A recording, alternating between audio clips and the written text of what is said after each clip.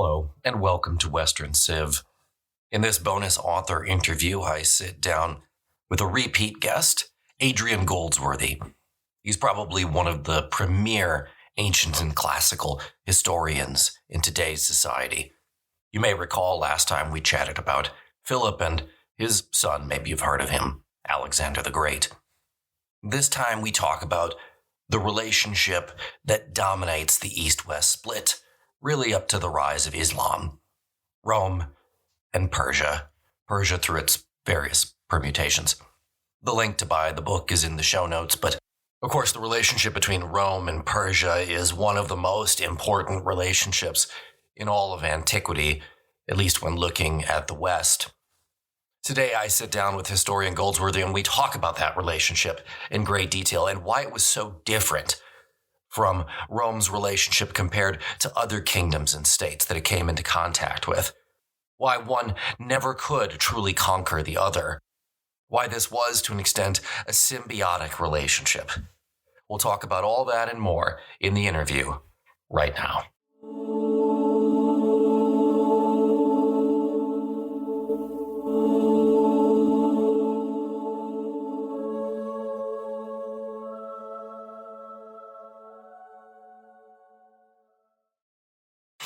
So back with historian Adrian Goldsworthy, as I mentioned moments ago, author of many, many books that are sitting on my shelf right now. We did Philip and Alexander last time several years ago, and now we're back in the era of ancient Rome, classical history, are all of our favorites, talking about Rome and Persia, his new book out, Rome and Persia, the 700 Year Rivalry. And this is one of my favorites to talk about because Rome and Persia, and we can talk about the Parthians versus the Persians later on, but they sort of define this East-West rivalry for such a massive period of time that is so important.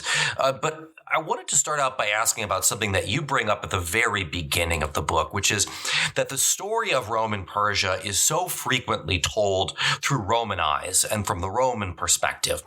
And I wanted to ask you, first of all, why is that? Although I think we all know the answer. But then secondly, more importantly, how does that maybe change how we understand this relationship in general?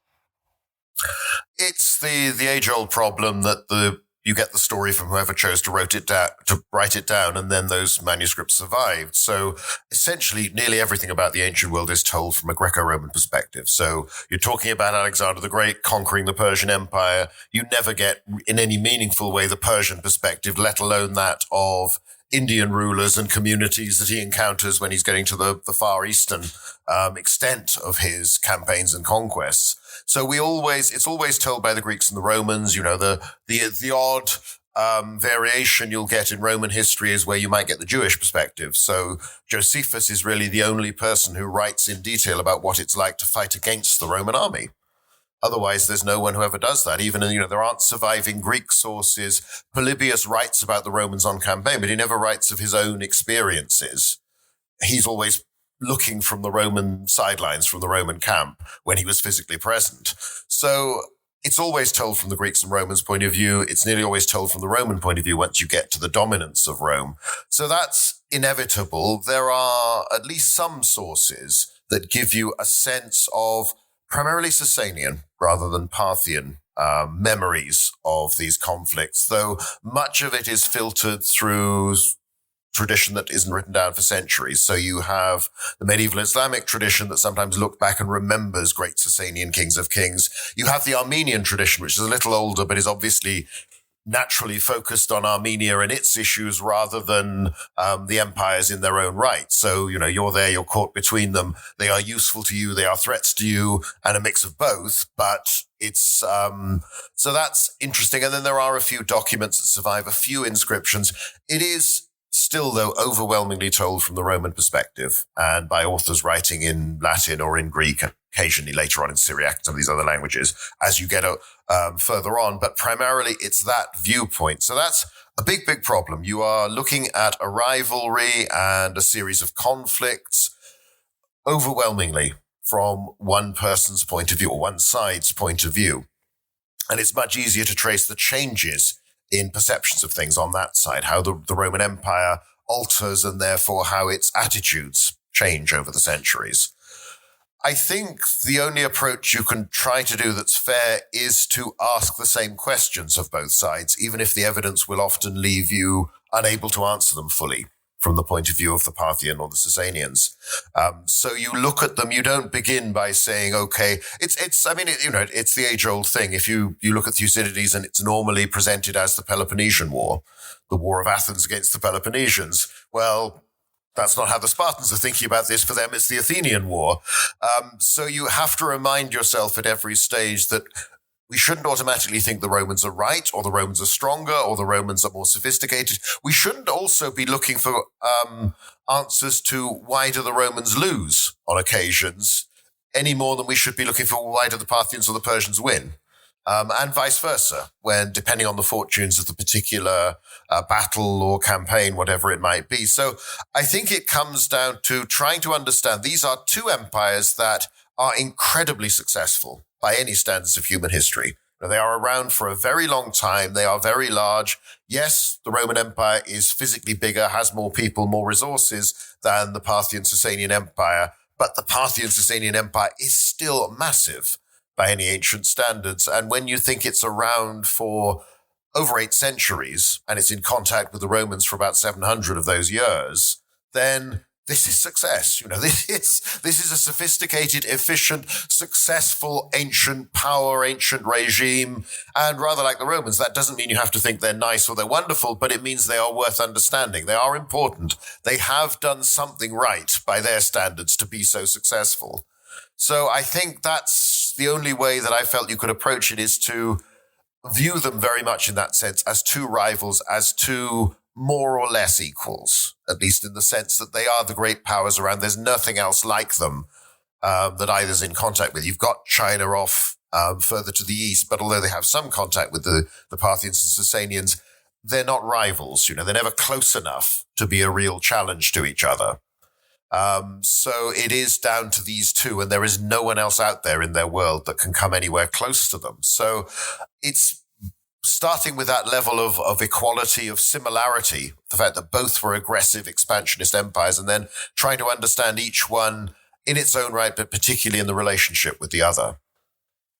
And I think that makes a lot of sense. Reading the Western sources, which of course is what I grew up with, you'd see, Crassus's disaster at the Battle of Carrhae, for example, and that's portrayed as an unmitigated defeat and disaster. It's not portrayed as a magnificent Parthian victory, which perhaps is how it would have been portrayed if we had more sources from the other side. I think the other thing that's worth pointing out, I like the word rivalry in this book, and I kept coming back to it for 2 reasons. First of all, Rome doesn't really have another rival, and neither do the Parthian, Persian, Sassanid. We can use all the terms, but they just don't. There's no one else. Yes, of course, ultimately, various Germanic kingdoms are going to bring down the West, but that's not really a rivalry. There's not really a back and forth. And the other thing that I think is important here is that this is not an ideological conflict, and I think it's a kind of a mistake to put it in that way. We tend to view the conflict, especially in modern terms, between sort of West and maybe Islamic East as one that's driven by ideology. And that's not the case back then. You can't really say that the Romans are the good guys in this. The Romans practiced slavery on an unprecedented scale. It's a horrifyingly brutal culture. There's a lot that we can admire about them, but they're not. It's not the same thing as looking at sort of the Axis versus the Allied powers in World War II. I don't think you can paint it that way. So that's why I think the word rivalry really makes a lot of sense.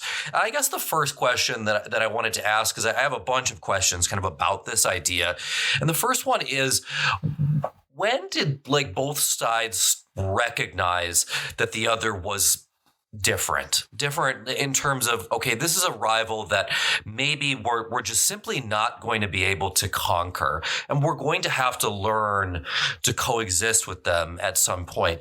Did they come to that understanding simultaneously at about the same time? Was there back and forth? When did that sort of mutual existence develop? I mean, it's most obvious in the Age of Augustus. So you're talking end of the 1st century BC, early 1st century AD, because Augustus, in spite of all the things that poets like Horace and others are talking about, these great Parthian victories, the conquest, you're going to go to India, you're going to be the new Alexander, or one of your children will be, all this sort of thing, never does it. Makes no serious attempt whatever to launch even the war that Julius Caesar was supposed to be planning and preparing when he was murdered, this great expedition against the Parthians. And we don't really know, because it didn't happen, what he planned. So I think there is an element, but one thing to remember, we know this rivalry is going to go on for all these centuries, and we know these empires are going to exist for all this time. But when you think the first contact comes in the 90s BC, the first war is in 54 BC when Crassus attacks and gets defeated a year later. But it all happens at a time when the Seleucid Empire has only just shriveled up finally and gone, and Pompey's just abolished it. I mean, it's got smaller and smaller. But it is one of the oddities, and it comes back to this sense of you can't break this down into a simple East and West rivalry, other than, there's some basic facts of geography, but beyond that, because in the middle you have that area that was ruled by the Seleucids for several centuries, the largest chunk of the Asian part of Alexander's conquests, that has a lot of Greek communities, but it also has lots of other peoples as well. And in its entirety, that is never taken by either of these new empires, the Parthians or the Romans who come along. They sort of cut it down the middle. And there are lots of communities like Seleucia on the Tigris, which next to Alexandria and Antioch is the biggest Greek city in the world.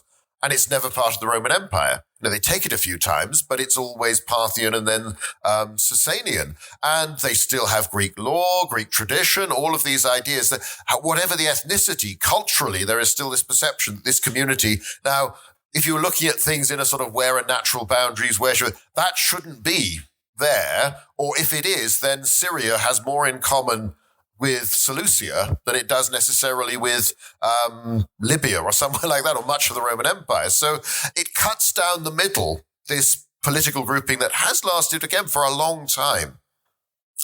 And that's the other reminder. Both of them are new powers in the area. The Romans start intervening, they prod around, they get involved in this big war with Mithridates of Pontus in the 1st century BC that sort of spreads to Armenia and other areas around, and Roman commanders will march around. The Parthians have been coming from the other direction, but doing much the same thing. They've expanded quickly, but they've started to overrun these, and they are piecing together an empire that isn't, again, a sort of simple entity waiting to be united under one rule. Yes, it has a large part of what had been the Achaemenid Persian Empire, but it doesn't have Syria, Palestine, Egypt, all the areas which were part of that. And there are brief attempts, but they don't get that. So nobody is taking over something that is naturally there. Or, you can see the outline of what should be this regime, these provinces, this region controlled, united under one authority. So they're both expanding. And I think there is a shock there. It strikes me, if you look at the Carhide campaign, if you look at the campaigns of Mark Antony and others, in those first few decades of conflict, when they actually fight quite a lot, but then it cools down, both sides are very confident in themselves because both are the great power. They are people who've got used to winning, that any other foreigner you meet and fight, you will probably prove that you're superior. And this is the same era when Caesar's been charging around Gaul and crossing the Rhine and coming to Britain and all this sort of thing. The Romans are expanding. They're used to the fact they're better at fighting than anybody else out there. But the Parthians have exactly the same perception. And it's a bit of a shock to find someone who is rather more dangerous and has a depth to their power that simply defeating them once or twice isn't going to be enough to bring them down. So I suspect early on there was probably a sense that anything could happen. And that's why you have Crassus declaring he's going to march on Seleucia. Doesn't necessarily mean he planned to conquer Parthia any more than you could say Julius Caesar is actually planning on conquering Gaul. He wants to extend Roman dominance, but that doesn't necessarily mean permanent occupation, permanent provinces. It just means that everybody becomes your ally and knows their place. And there's no other competitor within that region. And then by 40 BC, you've got the Parthians overrunning Syria, capturing Jerusalem.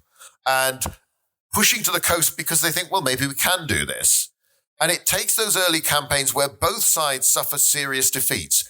We know a lot about Carrhae because the Roman sources that survive talk about it, though again, they're written quite a lot later. It's assumed a prominence that perhaps it didn't really have for much of Roman history. We don't hear very much about the defeats of the Parthians by Ventidius, which involved the death of the crown prince of Parthia, the king of kings' favorite son, gets himself killed fighting the Romans, is beheaded, his head is paraded around the recently reoccupied cities of Syria. It's a scene that nearly always gets cut, but it's even in Shakespeare's Antony and Cleopatra. It made it that far. So there's a sort of shock factor that suddenly, and I think there's a learning process where people start to think, oh, actually, these aren't a pushover. From the Parthian perspective, the Romans are a lot tougher than anyone else they've met. This is not a declining Seleucid kingdom that we can beat in the end. This is something bigger. They've got lots more soldiers. They'll keep coming back. And the Romans have also realized that these people are dangerous because the Emperor Augustus doesn't fight a big Parthian war, but he fights wars all over Europe and in western parts of North Africa. So he will fight lots of aggressive campaigns. He adds lots of territory to the Roman Empire, consolidates areas where the Romans had intervened, but he doesn't do that very noticeably in the East. So I think there may be an element of personal recognition of somebody shrewdly sort of looking at the costs and the benefits and saying, well, I can get the glory I need over here and it's less risky. Whereas if I go that way, where do I stop? I mean, one thing we always forget, and I wrote this book very consciously, having just done Philip and Alexander before. Yes, the Romans don't necessarily have recent detailed geographical knowledge of large parts of the Parthian Empire and beyond, but they have that memory of Alexander. They do know how far the world stretches that way. They do know that all these lands are out there, and they do know how rugged some of the terrain is, how difficult it is. So it isn't, that sometimes you get from modern scholars this perception they have very little sense of geography and they don't really know. They think they could conquer the world. I think they actually know that, well, Alexander's tried that and it didn't quite, it didn't last. Yes, it's glorious, but we know what's involved, just how far we'd have to go and how big these people might, how big this empire might be. So I think that comes together with this sense very quickly, because the dominant pattern for the first century AD is that while there are moments of tension and some limited campaigning in Armenia under Nero, they don't fight. These two great empires effectively coexist, nervously perhaps, with great suspicion, with lots of saber rattling on each side. Augustus claims the Parthians have submitted to him, builds this big arch in the forum, just as you can go and look at Shapur I's triumphal monuments where he talks about these vast Roman armies he's defeated. Both need to be taken with the same pinch of salt, because this is a great leader telling his people how great he is. And they're the home audience. They don't know the details. And even if they do, they're not going to say anything. So it's reminding ourselves, but I think it probably takes a generation. But I think remarkably quickly, they do seem to realize that this is something different. This is something that is so much stronger that you have to be a lot more careful in what you do. But neither also seems to have this great ambition to just keep on conquering until there's nothing left to conquer. So it tells us something about how aggressive states in this period work, in that they are willing to see that there are limits to what's useful, what's worth doing. Well, yeah, I mean, there has to be something worth taking. The Romans looked at a lot of areas and said, well, it's not worth the trouble of why would we march south of the Sahara, for example? Like, what would be the purpose of that? There's no reason to do so. And I do think, I tend to go back to, if you talk about sort of the idea of sort of personal emperors, and I do wonder also if there's sort of a transition in mindset as we go from republic to principate. Where, there's no longer this need to drive your own standing through military success and glory anymore. And if Rome remains a republic in its current sense, do we launch endless campaigns to try to replicate the efforts of Alexander, who, yes, I mean, I think that's important. Alexander, had to string up a series of victories against the Achaemenid Empire. It wasn't just one and done, which is the way that it is in a lot of other states. These are two empires who can take a punch. And that is a big deal to that extent. And I kind of think of sometimes the transition between Trajan and Hadrian. Trajan is sort of the last Roman emperor to say, I'm gonna roll the dice on this. And Hadrian looks at it and says, nah, this isn't worth it. What are we trying to hold on to so far away from the heart of our empire? It's going to cost far more than it is. Give it back to them and go back or cede some areas. Sign one of those treaties that I love that people sign in the ancient and classical world of this is a treaty of perpetual peace, which is then broken 2 years later. And I mean, you get this all the way up to the early modern age. I mean, Francis I and Charles V are still doing it in the 16th century. So a lot of it's ludicrous, but sometimes I do wonder. And the next question that I had about this is like, was there also just sort of a uniqueness in terms of the way these two empires organized their fighting forces that made it to such that it made it a lot easier for either to win on their home turf, their home field, and a lot more difficult to win, when they were the visitor. It was a lot harder for Roman legions to march into the Iranian plateau, and a lot more difficult maybe for Sassanid or Parthian steppe horse archers to go into the dense Balkans and be successful. I've always wondered if there's something to that sort of uniqueness of military styles that it just didn't lend itself to either conquering the other. What do you think about that? It's very difficult because there are so many gaps in our knowledge when it comes to the military side. I mean, it had never really struck me in quite the just the extent to which we have descriptions of the Battle of Carrhae, 53 BC. Crassus is defeated. We've got Plutarch. We've got Dio, who seems rather more confused, more impressionistic. Plutarch's account, by Plutarch's standards, is pretty good and seems reasonably plausible, reasonably logical.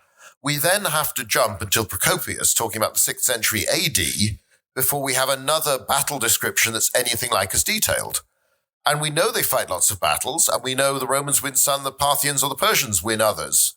But they're not described. So we sometimes can jump to conclusions about the military systems, which are based on very little understanding of how these campaigns played out. Now, you can step back and say, well, it's all the sort of the military system. So the number of soldiers you can generate, how well you can supply them, how effectively they will fight in these environments is limited. But on the other hand, Alexander has steamed through a Persian empire with effectively an infantry-based army. Yes, he gets lots of cavalry. They're important, but they're always a small minority of the overall force. Perhaps until you get to the later stages where he's picked up all these various nomads and horse archers and other types by the time he's pushing into India. So infantry armies can do really well. And of course, one of the Seleucids have done quite well fighting against the Parthians and then suffered defeats in other battles. It depends on how well you manage things. So I used to come from this point of view because I very much, my early research was all onto the Roman army, how it did. And I thought, well, yeah, maybe this is, a lot of people had said it's simply the legions can't function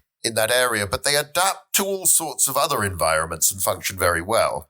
Now, obviously, the difference is that the resources of the Parthians are considerably larger. Again, coming back to the point you made a few moments ago, talking about the Achaemenid Persians, they don't just fold if you win one battle. They can form another army. They can replace it.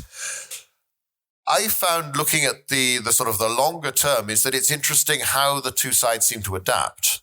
Now, again, we see it most from the Roman side, but if you look at the army of the 1st century AD, the Roman army, it's moved from being the purely legion-based or primarily legion-based force. You've got all these auxiliaries. You've got very large quantities of archers on foot, of horse archers, and looking at the Armenian campaigns described by Tacitus and for Nero's reign, the Romans seem pretty much most of the time able to march where they like, besiege what they like. Now, Armenia is different country to other parts. And obviously, yes, we never find out about what the Romans would do if they'd got into the Iranian heartland because they don't try it. And they don't push that. Could they have adapted to those circumstances? Perhaps, perhaps not. But there is an ability, an adaptation, and you see it the other side in that there's this emphasis. The classic Parthian warrior, as far as the Romans are concerned, the Greeks are concerned, is the horse archer. The man who shoots you, then gallops away and shoots you a bit more and keeps on wearing you down, but doesn't get close until you're very weak. the classic Sasanian warrior is the heavily armored Clibinarius, cataphract, whatever he might be, who might still be using a bow, but he's using it from much closer range, and he certainly isn't trotting away and then coming back at you. He goes toe-to-toe. He'll shoot you first at close range, and then eventually he'll come in with sword or mace. So, and you've got the prominence of war elephants and the like. So you've got an army that's changed into, yes, it's still primarily cavalry, or at least its most prestigious and important part, but it's fighting in a very different way. In the same way that the Roman army will eventually develop into the sort of Procopius army and the army of the Strategicon, which is predominantly cavalry, at least in its aggressive arm and its battlefield arm. So I think actually it's more that at this higher level, they realize that the scale of a war against the other is just too risky. And it's not, I don't think that either thinks we couldn't do it. It's just, it's too much. It's not worth it. It comes back to the Augustan tag that he doesn't want reckless generals. He compares them to fishing with a golden hook. This idea, it's simply any gain you can possibly get is not worth the risk that just if you do lose. So I think there's a difference, but it is deeply frustrating. And you mentioned Trajan. These major campaigns that break that tradition of the first century AD, when you haven't gone deep into Parthian territory at all, and you certainly haven't fought these major expeditions. Trajan suddenly does that for a couple of years, and there's all sorts of interesting questions about why, but the big problem is we don't know. The sources for that period, those campaigns, are atrocious. You don't even have Dio, you have an epitome of Dio written centuries later that's very brief, very confused. You've got bits from the Historia Augusta, and you're using this stuff in the same way that when you come to Lucius Verus's campaign, in the early years of Marcus Aurelius's reign, where again the Romans will go right down the Tigris-Euphrates valley, we end up relying on Lucian and his satire of the terrible military histories he viewed of this campaign to try and piece together what the heck is going on, because we just don't know. So it would be wonderful to know more about that development. What has changed? Why do the Romans suddenly get more aggressive, apparently? How are the Parthian armies fighting? Because the Sasanians will spring up in the 3rd century and look a bit different in the way they conduct things, most of all because they're very good at sieges in a way that Parthian armies have not seemed to be. And that is an extra dimension in the warfare. It was something, again, going back to Philip and Alexander, I wanted to emphasize with them that once you get an army like that can actually take walled strongholds and walled cities, they can make their victories far more permanent, because you can't just go back and hide behind your walls and wait for them to run out of food and go away. Suddenly there is no refuge because they will come for you. Now the Romans fight in a similar pattern, or at least the Romans by the time you get even to Crassus's day, let alone the imperial army, they're very good engineers, they're very good at siegecraft. At least initially, the Parthians don't seem to have matching skills, but by the time you get to the 3rd century, the Sasanians do, and by the time you get to the 4th century in Ammianus, there's very little difference between the way the Persians and the Romans actually go about attacking walled strongholds and walled cities, and the wars between them are dominated by sieges, not battles. So the armies have become very similar. So that none of this is static. Things develop at every stage, and there is probably more back and forth. Somebody has an innovation, then the other side thinks of, okay, maybe we can get around this by doing that to regain the advantage. And perhaps that works, perhaps it doesn't. Or they copy something the other one does. So there's probably, you can see the broad outline of that going on, but you can't see all the detail. And again, it's a danger doing one of these sort of long range studies, really. But we forget how many lifetimes and how many incidents are taking place. And then, again, you step back and you realize that actually warfare at any time is the exception. Most of the time, they're not fighting each other at all. And I think that that's the important part of one of the aspects of the title of the book, which is, the 700 Year Rivalry. This isn't that both sides, to an extent, have the benefit of time. They have the benefit of understanding your opponent and adapting into the different ways that they do things.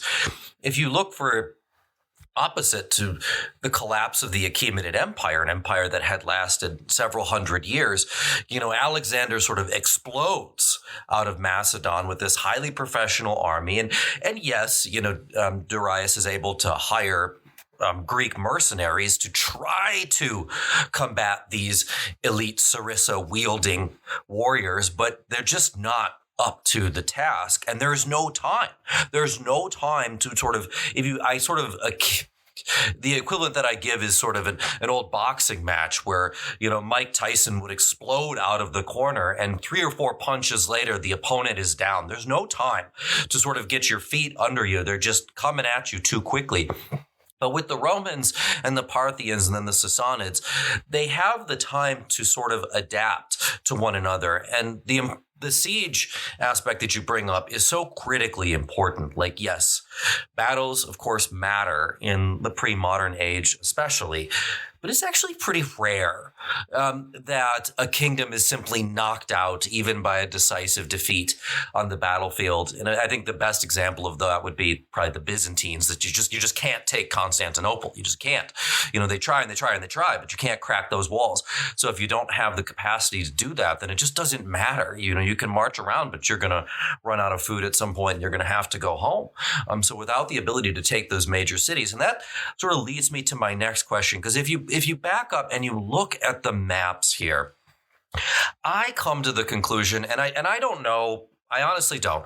I don't know how much the Parthians / Sassanids knew of Europe and European geography and what that looked like. They maybe have had no conception of what would become Great Britain.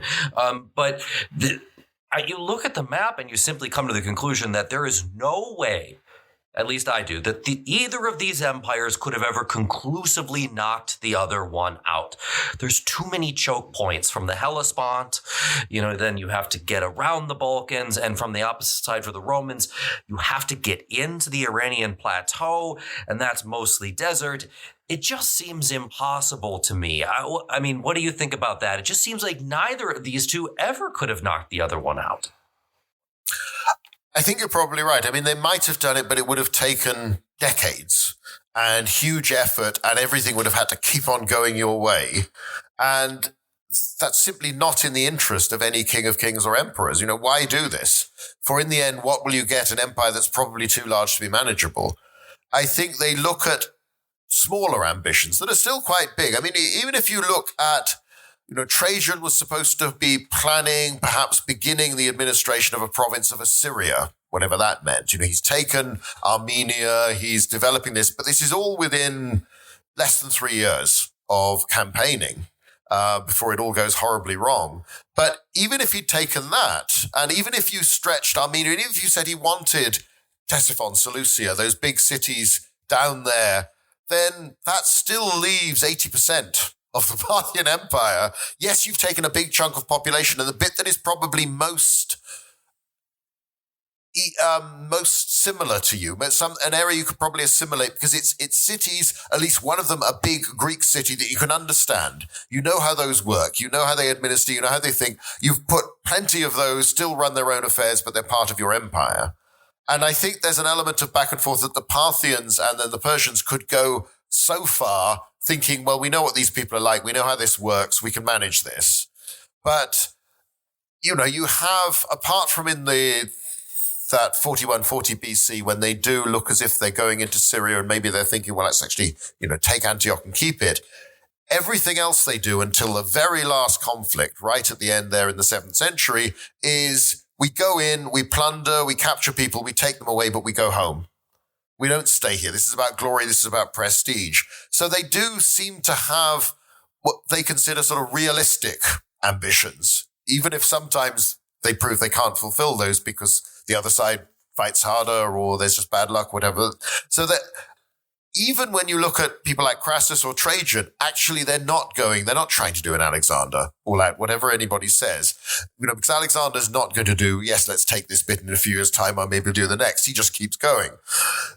This is different, but those were peculiar circumstances. But I think the other big advantage, another theme, which is not, I'm not the first to say this, but often there is conflict, competition, perhaps warfare between the Romans and the Parthians or the Persians. But then one side breaks away and makes peace, often on unfavorable terms, because they've got a bigger problem somewhere else. For the Parthians, for the Persians, it's very often the northeastern frontier, but it can be elsewhere. It's up by the Caspian Sea. It's all this area. For the Romans, maybe somebody's just come steaming across the Danube to start plundering the settled provinces there. The big difference is with the other empire is that if you come to an agreement with a king of kings or an emperor, that covers a wide area. And more or less, you can expect them to keep to it. Now, it comes back to your point earlier that, yes, you'll declare so many years peace and all this sort of thing, or eternal peace, and you know it isn't. You know that's not going to happen. It's going to be anything else but that. And you'll never, but you'll probably have warning. So, yes, it'll be a big war, but you'll probably have some warning. But if you're trying to deal with different war leaders amongst the nomads of the steppes, if you're a Parthian or a Persian, if you're dealing with kings, warlords of the Swabi, of the Alemanni or Franks or whoever it is, there's loads of them. There's never anybody who's so powerful that if you deal with them, either by defeating them, that solves that problem, or even just negotiating and settling a peace, there is probably another leader within 50 miles or so who's going to do the exact opposite and break that peace and attack you. So I think there's probably an element of relief in that, even though, yes, the potential threat of each empire to the other is much bigger, there's also a sense that, okay, we can deal with them, we can quantify it more, we can predict what they're going to do more, and if we do get an agreement with them, we can be reasonably confident. So it's almost easier to deal with that, and it is striking how often they will make peace with the other empire so that they can go and deal with another problem, which might also be, for many periods in both cases, a civil war. A usurper who's appeared somewhere and is challenging you. So you've got to deal with that. And you'll give up some territory. You'll pay them some money. You'll let them strut around saying how they've humbled you and you've submitted and all this sort of thing. But you're not giving up too much. You're never giving up critical things. It's striking that even the big horror in the 4th century, after Julian's been killed and Jovian's treaty, there are 2 major cities that the Romans give up to the Persians, and this is seen as a terrible sort of a dishonor and breach and strategically a big loss. And it is, but it's still only 2 cities, and the frontier is still broadly in the same place. It's not that different. So that's the level you're dealing with. It's sort of finer points of negotiation. But again, if you can get peace there, it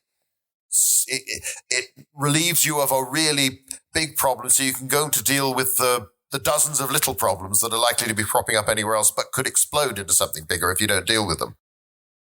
Yeah, and I think that also one of the things that is worth pointing out here is that I don't think we do ourselves any favors when we do this all the time with maps, where we just draw this line down the map and we say this was the border in such and such AD or CE, whatever you want to call it, and it was a firm border, so as though there were like some sort of checkpoints or something across the two, and we do this a lot, but when it comes to like the colonialization of North America, this was France, like there was no French people in what it's going to be North Dakota. Are you kidding me? But like it's blue, so it's France. Like that's kind of how we do it. And when in reality, what we probably should have done, especially when we think about the Romans vis-a-vis the Parthian Sassanids, is draw sort of a couple of lines and say like, well, this is more or less, this is sort of high tide for this side, and this is high tide for that side, and this area in between can kind of go back and forth, but we're not, never really held forever by one side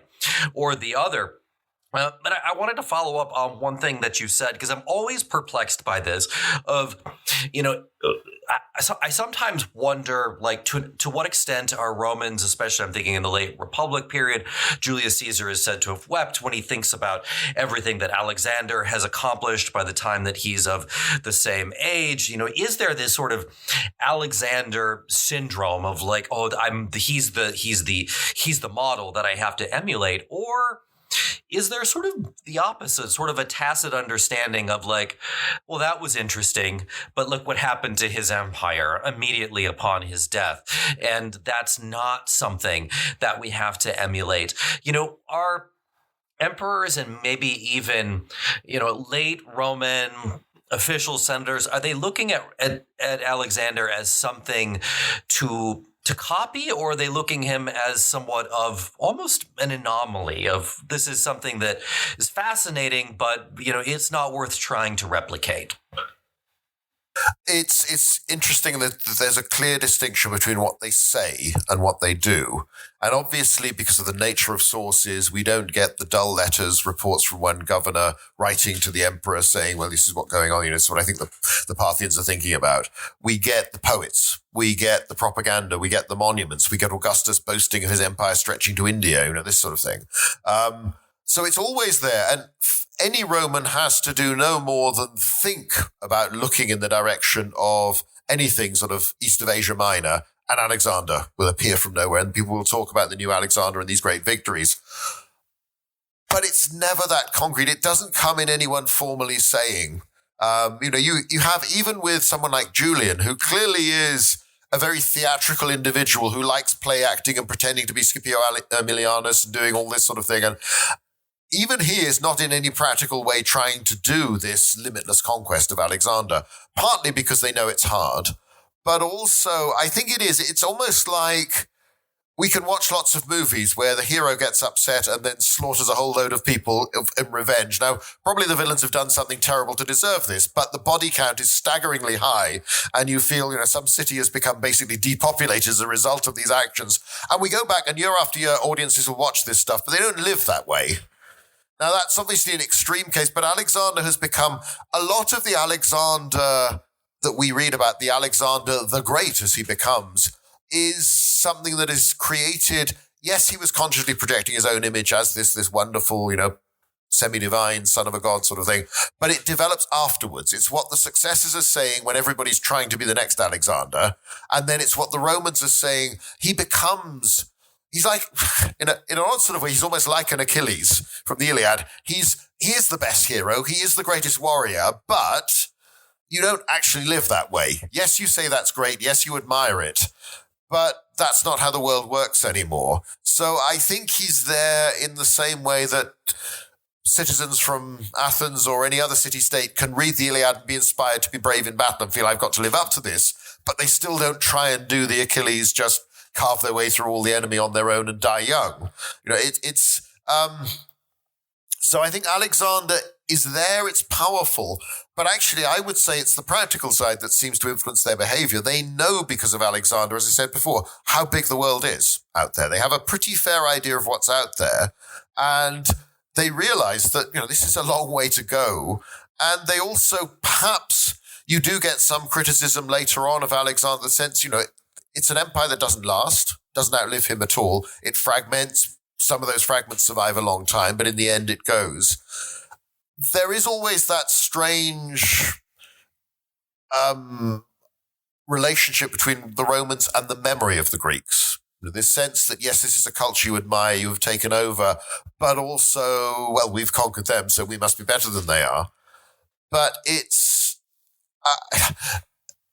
is just striking. Even you have people like Caracalla supposedly forming two legions and equipping them in what he thought was what the Macedonians had worn. It's rather like Civil War armies dressing up as Napoleon soldiers, or that French influence you get, and then talking a lot about Napoleon because that's relatively recent history, but that's how you win great battles. That's how you're glorious soldiers. You get this emulation. So it's there. There's an element of it, but that experiment doesn't last, doesn't outlive Caracalla. And it's, we don't even know whether it was anything ever more than an idea. In the same way that, briefly Napoleon asked the artist David to design a uniform for one of the regiments of the Imperial Guard, and he came out with this classically inspired tunic and bare legs and sort of, the helmet and everything to make them look like Greco-Roman warrior sort of things, which was, yes, thank you very much, and here's your money, but yes, we'll quickly sideline that. Nobody actually thinks of doing it in a practical sense. So I think he's there, but the other thing we've got to remember is that Alexander is as far away even from Crassus as the late 17th century, early 18th century is from us. It's a long time ago. So they know the world is different. It has been sort of relegated history by this point, and it's moving into that semi, particularly because, you get it in the, what's known as the Alexander Romance, this tradition on the fiction side of things of his story gets more and more exaggerated. And yes, people still read about Alexander and say, well, this is a great stratagem as a general. This is something you can copy. You have people like Arrian in the 2nd century writing a manual which has drills and tactics for modern Roman cavalry. And then when you get to the infantry, it's the phalanx of Alexander. And it's, quite why he does this, to what extent his audience is just saying, well, this is all a literary device. Nobody's trying to do this. So I think he's there. I think he's a memory. And there's an element where, particularly under the Republic, the Roman aristocratic culture has been one of superlatives. You have to outdo the last success. You've got to go better. You've got to go better. Alexander sort of gets added onto that, but in a vague sense, in the same way that, whether it's Corbulo saying, how fortunate the generals of the Republic were, you don't actually do that anymore. Emperors aren't expected to lead their army in battle until very late, and then it's mostly in civil wars or because things are desperate. And that eventually stops as well.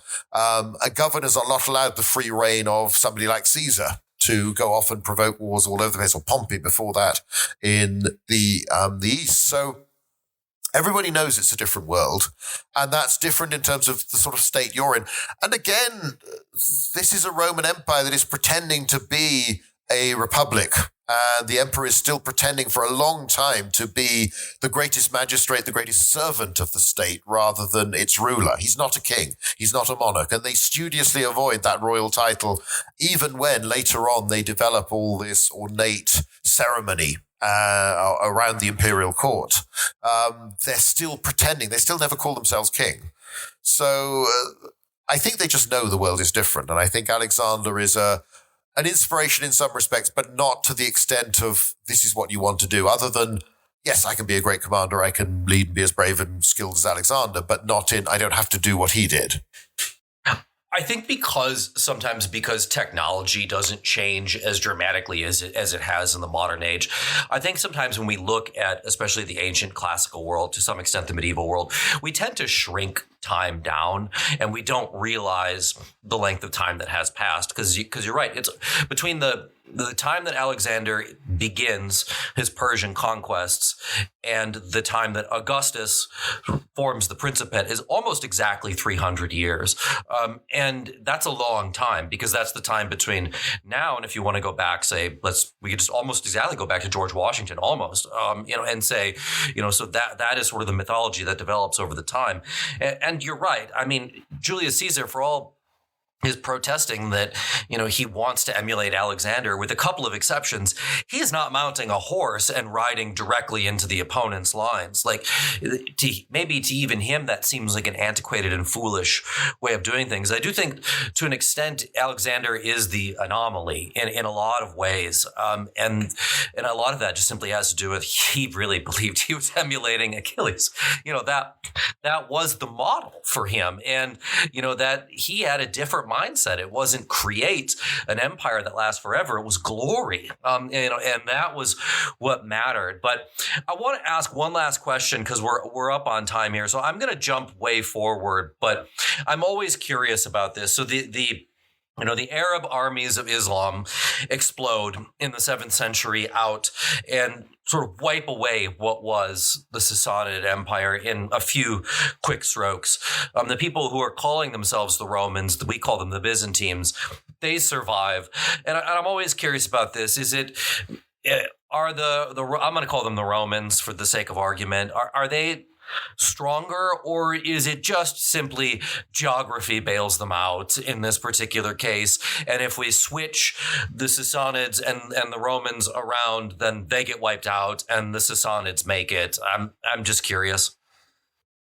I think it's a combination. I mean, some of it's geography, but we have to remember the Romans do lose Syria, Palestine, Egypt. They will eventually lose the rest of the North African provinces as well, that some of which they've only just, in relatively recent terms, reacquired under Justinian, that they'd lost before to the Vandals. So, and then eventually, the Arabic armies will be coming into southern Spain and pushing beyond that. So there's an element where it comes back to the Dardanelles and the simple strength of fortified Constantinople that it's really hard to take. So that saves them. But they do lose an awful lot. Yes, they maintain a presence in Asia Minor, but it's never as prosperous as it has been, because it's always a potential war zone. Some of it's chance, in that if the Arab armies had come a little bit earlier, they would have hit the Romans, which the time of the great successes of the Persians against them, when they overrun many of the same areas that the Arab armies will take, like Jerusalem, like Alexandria in Egypt, all this sort of thing. They've taken these places within living memory at the time when the Romans are divided in a civil war. The Arab armies attack the Persians when they are still very vulnerable, when it's not clear who should be king of kings, who's going to succeed, where you have that, the brief periods where you have a female king of kings. I mean, they still use the same title, and then her sister, though she never gets to mint coins with her image on. But other than that, you've suddenly got this break because they are desperate to find members of the royal family. And these are traditionally royal houses that have produced lots of children because of multiple concubines and wives of the king of kings. So there's always been lots of potential rulers out there. Suddenly you seem to be running out. So there's an element whereby they are particularly vulnerable. The other thing as well, which recent research in the last few decades has pointed out, that there are many essentially Parthian noble families in the heart of Iran that change sides again. And they've done this before to back the Sasanians, and they stay for at least several generations still controlling their old lands under the caliphate. And they, as far as we can tell, it's fairly slow, the process of really converting to Islam. There's an element, because that's, again, it comes back to a point raised earlier. Yes, we can look at the weaknesses. These two empires have just fought this monumental war where the Romans have they've come the closest to extinction they've ever come in any struggle with Parthians or Persians. Again, they've been saved by the Bosporus and by the walls of Constantinople, but because the Persian army couldn't get to join the Avars to help attack and capture the city. But even then, it's a narrow victory in that siege. So they're very vulnerable. But again, you've got to remember, yes, we should see there are weaknesses, there are problems they're facing, but there's also the Arab armies are doing a lot that's right. They are successful. They've got good leaders. They've got highly motivated forces. They're very skillful. And they are combining, as all successful empires have done, like the Parthians, like the Romans in the past, they combine military force and threat with diplomacy. And they manage to convince the areas they overrun that it's actually worth being loyal to them. Because reprisals will be terrible, but actually life under us isn't that bad. Because we don't interfere with your religion. We don't interfere with your daily life. We just want you to get on with things and not cause us any trouble. So you pay tribute, and it helps perhaps in the Roman provinces that in most of these areas, the ones that fall first, you've fairly recently been occupied by the Persians, and you've come to the same deal with them. You've decided, well, if the empire can't protect us, there's no point dying for an emperor who isn't going to turn up and save us with his army. So let's just wait and see. These people aren't asking too much of us. They're respecting us. They're respecting our traditions. So there's a lot of reasons why the Arab armies are successful, as well as reasons why both of the empires are defeated. But I think it's really a combination of those things that all come together, and both empires are exhausted after this long struggle. Both are weak. The Persians are divided. They are in the same way that, of course, Alexander hits an Achaemenid Persian empire with Darius as king, who hasn't been there very long and isn't, perhaps a generation or so before wouldn't have been the obvious candidate to be there, and has had problems with. Recently, there have been rebellions in Egypt you've just managed to put down, but you're struggling to control what you've got. And then suddenly this avalanche hits you that's come from nowhere. So all of these things come together. And I don't think there's one simple answer as to why it changes so suddenly. But again, it all comes back to this perception as historians of time. For us, it's really sudden. But actually, much of this is happening over years. And if you're living through it in the same way that, the Second World War doesn't, yes, in one sense, it starts if you're Polish in September 39, doesn't finish till 45. That's still 6 years, best part of, that you've got to live through it. It sounds quick, but it isn't. And we always have this danger, and archaeologists as well are prone to it, where you see things as a trend, and the less evidence you have, the more you compress all the events and make them very, very rapid. And they are fairly rapid, but there are still probably lots of occasions where people are living through this thinking, well, this might all change and we might win. And it isn't all inevitable. It hasn't been instant. It's quick, and yes, things are bad. But again, from the Roman perspective, those provinces have been overrun, but they retook them within a few years. And maybe people are thinking, well, let's just hunker down, see what happens, but maybe the Romans will be back. They've always come back in the past. So it's trying to restore that human element, but also that sense of time that we can so easily lose when we just focus on the big events, and particularly big events that are the only things that appear in very meager sources. We would love to know more about all of this. And that's doing this story, it was striking even from the Roman perspective when, we know most of the sources come from them.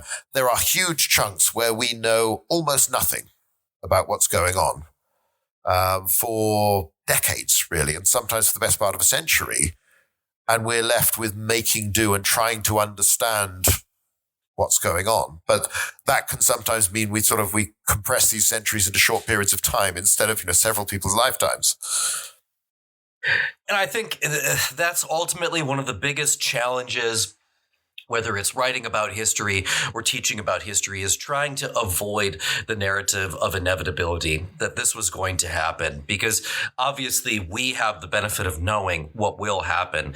But at the time, they didn't know. If you were betting, you'd probably say in the mid-3rd century that the Roman Empire was done, but it wasn't. It makes a comeback. It's fine in the 4th century by and large.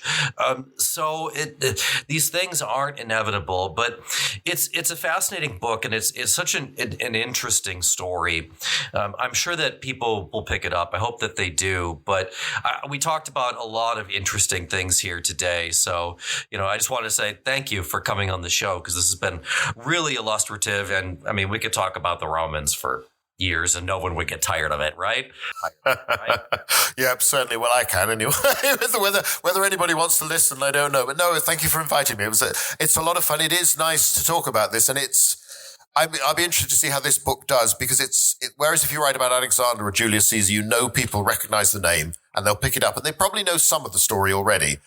Lots of this is not familiar, and no one's really looked at the rivalry as a whole. So it's really interesting, but it isn't something. There are lots of things I had to learn whilst researching it and writing it. And as a reader, there aren't going to be many people who know about all the things covered in this before they start, which you might get. There are plenty of people who are really keen on Alexander, really keen on Cleopatra, Caesar, whoever.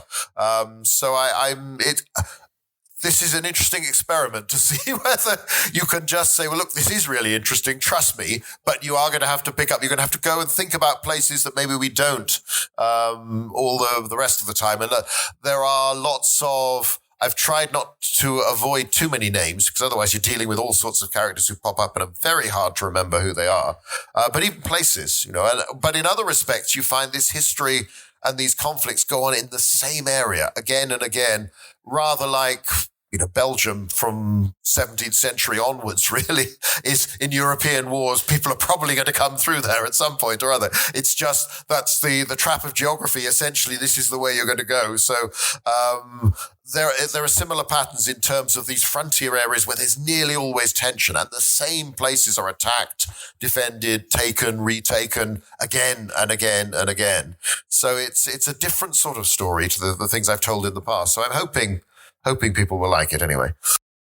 Well, I certainly enjoyed it, and I hope that people pick it up. So again, thank you so much for coming on. And in my experience, anytime you stamp the word Rome on something, it's going to do pretty well. So let's hope that holds true for the future. And I think that we'll both be successful, right?